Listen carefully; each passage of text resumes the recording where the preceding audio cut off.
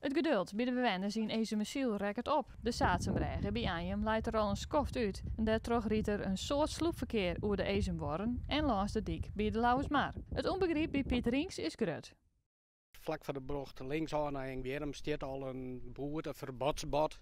En dat het alleen nog toegankelijk is voor aanwonenden. Nou, het zien 15 huisjes hier op Ziel, op Ezumersiel. Dat is net zo moeilijk om uit te denken. Waar je dan wel rijden mag en waar je nou net rijden mag. Het is druk, maar een verkeer dat hem net onder snelheidslimiet houdt. De combinatie van een snelle dik en het moeten uitwijken bij chinlezers veroorzaken gleuven langs de dik.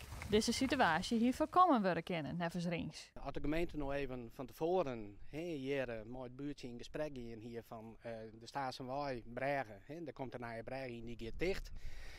Hoe hin je hem tocht om het verkeer in de omgeving te regelen. Dan hebben we deze toestanden al hier voorkomen kunnen. Buurtbewoner Jan Krol zit met de situatie in de magen. Maar de meeste mensen die rijden echt gewoon verbodsborden voorbij. Als ze dat voor het rijexamen doen, er is net een die dan, daar hebben we zelf volgens mij. Want het is al hier afsluiten, het is alleen voor aanwonenden. Ze rijden die gewoon de plooien uit de broek bij. Ze rijden ze hier langs. Een oplossing kan van Rinks net gauw genoeg komen. Hierzelfs en andere bewoners hebben peeltjes onder dik zet, zodat de berm voor haar wenning net kan sharen wordt. Intussen denken de inwoners na over strengere maatregels. Er is hier, maar dat is een hele rigoureuze oplossing en dat zal net iedereen het maar eens wijzen.